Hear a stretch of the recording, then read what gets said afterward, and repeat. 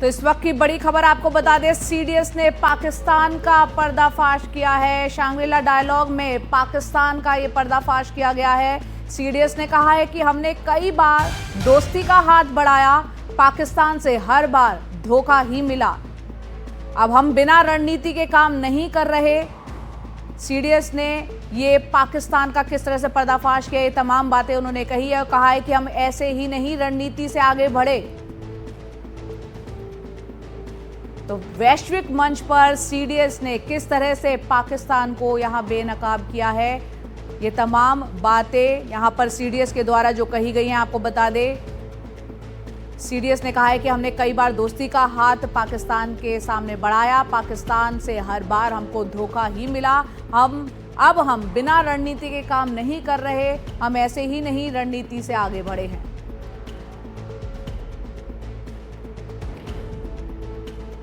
हमारे सहयोगी राजीव रंजन हमें इस मामले में ज्यादा जानकारी देंगे। राजीव, सीडीएस ने और क्या क्या चीजें बताई हैं पाकिस्तान के बारे में?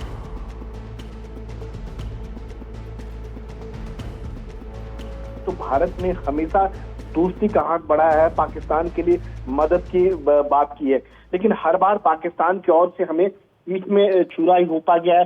क्या अगर पुराने इतिहास की बात करें, 1999 में आपको याद होगा वाजपेयी जी दोस्ती का पैगाम लेकर पाकिस्तान गए थे। नवाज शरीफ उस समय प्रधानमंत्री थे, उसके बाद करगिल होता है।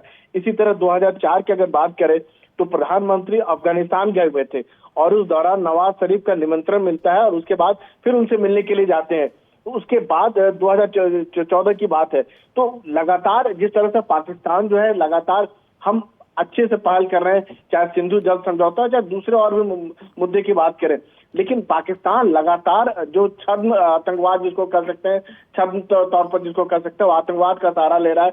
लगातार जिस तरह से भारत के खिलाफ रणनीति बना रहा है, आतंकवादियों को भेज रहा है, तो ऐसे में भारत के लिए जरूरी हो जाता है कि उसके मुताबिक कार्रवाई करे, और भारत ने वही किया।